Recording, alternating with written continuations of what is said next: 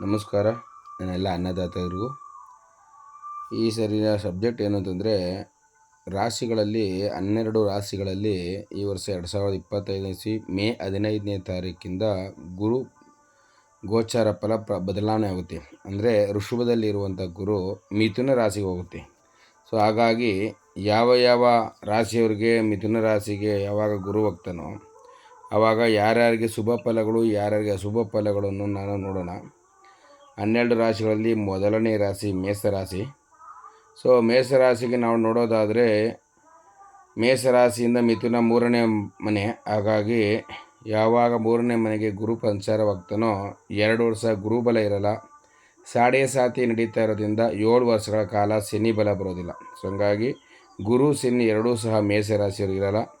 ಇನ್ನು 2ನೇ ರಾಶಿ ವೃಷಭ ರಾಶಿಯವ್ರಿಗೆ ಏನಾಗುತ್ತೆ, ವೃಷಭ ರಾಶಿಯಿಂದ ಜನ್ಮರಾಶಿಯಿಂದ ಗುರು ಬಿಡುಗಡೆಯಾಗಿ ಮಿಥುನ ರಾಶಿ ಹೋಗೋದ್ರಿಂದ 1 ವರ್ಷ ಗುರುಬಲ ಮತ್ತು 2 ವರ್ಷಗಳ ಕಾಲ ಶನಿ ಬಲ ತುಂಬ ಚೆನ್ನಾಗಿರ್ತದೆ. 11ನೇ ಲಾಭ ಸ್ಥಾನದಲ್ಲಿರ್ತಾನೆ.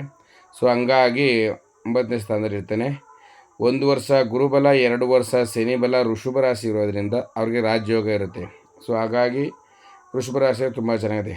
ಇನ್ನು 3ನೇ ರಾಶಿ ಮಿಥುನ ರಾಶಿಯವ್ರಿಗೆ ಒಂದು ಜನ್ಮ ರಾಶಿಯಲ್ಲಿ ಗುರು ಬರೋದ್ರಿಂದ 1 ವರ್ಷ ಗುರುಬಲ ಚೆನ್ನಾಗಿರೋದಿಲ್ಲ. ಅನಂತರ 2 ವರ್ಷ ಶನಿ ಬಲ ಚೆನ್ನಾಗಿರೋದಿಲ್ಲ. ಹಾಗಾಗಿ ಮಿಥುನ ರಾಶಿಯವ್ರಿಗೆ ಈ ವರ್ಷವೂ ಸಹ 2025ರಿಂದ 26 ಯುಗಾದಿ ಹಬ್ಬದವರೆಗೂ ಸಹ ಗುರುಬಲ ಶನಿ ಬಲ 2 ಸಹ ಇರೋದಿಲ್ಲ.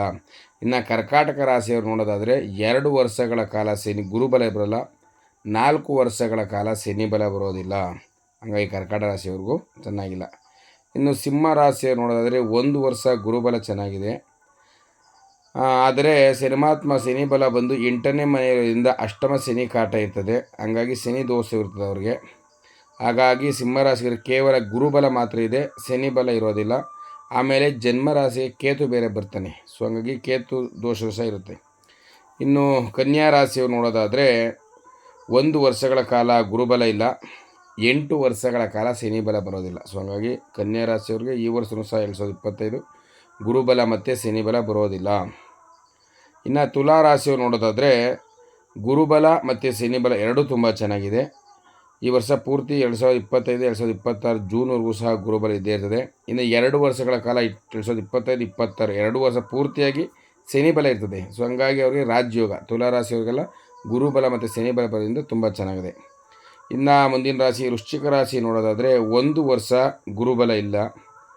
ಆಮೇಲೆ 5ನೇ ಮನೆಯಲ್ಲಿ ಶರ್ಮಾತ್ಮದಿಂದ ಪಂಚಮ ಶನಿ ಕಾಟವಿದೆ. ಸೊ ಹಂಗಾಗಿ ಪಂಚಮ ಶನಿ ಕಾಟ ಇರೋದ್ರಿಂದ ಅವ್ರಿಗೆ ಸ್ವಲ್ಪ ಸಮಯ ಚೆನ್ನಾಗಿಲ್ಲ. ಗುರುಬಲ ಮತ್ತು ಶನಿ ಬಲ ಎರಡೂ ಸಹ ವೃಶ್ಚಿಕ ರಾಶಿಯವ್ರಿಗೆ ಇರೋದಿಲ್ಲ. ಇನ್ನು ಧನಸು ರಾಶಿ ನೋಡೋದಾದರೆ 1 ವರ್ಷ ಗುರುಬಲ ಚೆನ್ನಾಗಿದೆ. ಇನ್ನು ಮಕರ ರಾಶಿಯವ್ರಿಗೆ ಸಾಡೆ ಸಾತ್ ಇದು ಮುಗ್ದೋಯ್ತು. ಸೊ ಹಂಗಾಗಿ ಧನಸು ರಾಶಿಯವರಿಗೆ 1 ವರ್ಷ ಗುರುಬಲ ಚೆನ್ನಾಗಿದೆ. ಆದರೆ 4 ವರ್ಷಗಳ ಕಾಲ ಶನಿ ಬಲ ಇರೋದಿಲ್ಲ. ಹಂಗಾಗಿ ಧನಸು ರಾಶಿಯವರು ಕೇವಲ ಗುರುಬಲ ಇದೆ, ಶನಿ ಬಲ ಇಲ್ಲ. ಇನ್ನು ಮಕರ ರಾಶಿಯವರು ನೋಡೋದಾದರೆ ಇವಾಗ ಸಾಡೆ ಸಾತಿ ಬಿಡುಗಡೆ ಆಯಿತು. ಹಂಗಾಗಿ ಶನಿದೇವರು ಒಳ್ಳೆಯದಾಗಿದ್ದಾರೆ. 2 ವರ್ಷಗಳ ಕಾಲ ಶನಿಮಾತ್ಮ ತುಂಬ ಚೆನ್ನಾಗಿರ್ತಾನೆ, 2-2.5 ವರ್ಷಗಳ ಕಾಲ. ಆದರೆ ಗುರುಬಲ ಇರೋದಿಲ್ಲ. ಗುರು ಬಂದು 6ನೇ ಮನೆ ರೋಗ ಸ್ಥಾನದಲ್ಲಿ ಇರೋದ್ರಿಂದ ಆರೋಗ್ಯ ಸಮಸ್ಯೆ ಜಾಸ್ತಿ, ಗುರುಬಲ ಇರೋದಿಲ್ಲ. ಇನ್ನು ಕುಂಭರಾಶಿಯವರು ನೋಡೋದಾದರೆ ಕುಂಭರಾಶಿಗೆ 1 ವರ್ಷ ಗುರುಬಲ ಇದೆ. ಆದರೆ ಸಾಡೆ ಸಾತಿ ಇರೋದ್ರಿಂದ ಇನ್ನೂ 2-2.5 ವರ್ಷಗಳ ಕಾಲ ಶನಿ ಬಲ ಇಲ್ಲ.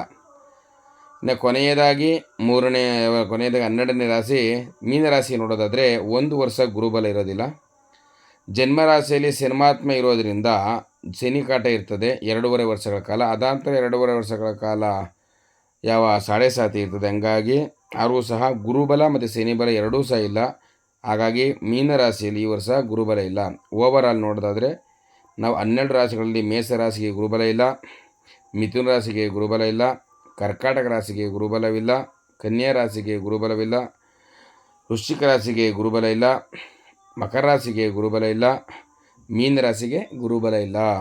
ಹಾಗಾಗಿ ತುಂಬ ಗುರುಬಲ ಬರುವಂಥ ರಾಶಿಗಳು ಈ 2015ನೇ ತಾರೀಕು 5ನೇ ತಿಂಗಳು 2025ನೇ ಇಸ್ವಿಗೆ ಗುರುಬಲ ಬರ್ತದೆ. ಅದರ ಪ್ರಕಾರ ನೋಡಿದ್ರೆ 1 ವರ್ಷ ವೃಷಭ ರಾಶಿಗೆ ಗುರುಬಲ ಇದೆ, ಸಿಂಹರಾಶಿಗೆ ಗುರುಬಲ ಇದೆ, ತುಲಾ ರಾಶಿಗೆ ಗುರುಬಲವಿದೆ, ಧನಸು ರಾಶಿಗೆ ಗುರುಬಲವಿದೆ, ಕುಂಭರಾಶಿಗೆ ಗುರುಬಲವಿದೆ. ಮಿಕ್ಕ ರಾಶಿಗಳಿಗೆ ಗುರುಬಲ ಇರೋದಿಲ್ಲ. ಹಾಗಾಗಿ ಯಾವ ರಾಶಿಗೆ ಗುರುಬಲ ಇಲ್ಲ ಆ ರಾಶಿಗೆ ಏನು ತೊಂದರೆ ಆಗುತ್ತೆ, ಯಾವ ತಾಪತ್ರೆ ಆಗುತ್ತೆ ಅನ್ನೋದು ಮುಂದಿನ ವಿಡಿಯೋದಲ್ಲಿ ಮಾಡೋಣ. ಸರ್ವೋ ಜನ ಸುಖಿನೋ ಭವಂತು. ಎಲ್ಲರಿಗೂ ಒಳ್ಳೆಯದಾಗಲಿ. ಶ್ರೀ ಗುರು ಜ್ಯೋತಿಷ್ಯಾಲಯ ಮಾಗಡಿ ಟೌನ್ನಿಂದ ಮಾಡ್ತಾಯಿದ್ವಿ. ನಮಸ್ಕಾರ, ಎಲ್ಲರಿಗೂ ಒಳ್ಳೆಯದಾಗಲಿ. ಮುಂದಿನ ವಿಡಿಯೋದಲ್ಲಿ ಯಾವ ರಾಶಿಯವರಿಗೆ ಗುರುವಿನ ದೋಷದಿಂದ ಯಾರಿಗೆ ಕೆಟ್ಟದಾಗುತ್ತೆ, ಯಾರಿಗೆ ಒಳ್ಳೆಯದಾಗುತ್ತೆ, ಯಾರಿಗೆ ಆರೋಗ್ಯ ಸಮಸ್ಯೆ ಆಗುತ್ತೆ ಎಲ್ಲದನ್ನು ಮುಂದಿನ ವಿಡಿಯೋದಲ್ಲಿ ನೋಡ್ತೀನಿ. ಆದಷ್ಟು ನನ್ನ ವಿಡಿಯೋವನ್ನು ಸಬ್ಸ್ಕ್ರೈಬ್ ಮಾಡಿ, ನಮ್ಮ ಚಾನಲ್ನ ಸಬ್ಸ್ಕ್ರೈಬ್ ಮಾಡಿ, ನಮ್ಮ ಚಾನಲ್ನ ಫಾಲೋ ಮಾಡಿ. ಎಲ್ಲರಿಗೂ ಒಳ್ಳೆಯದಾಗಲಿ.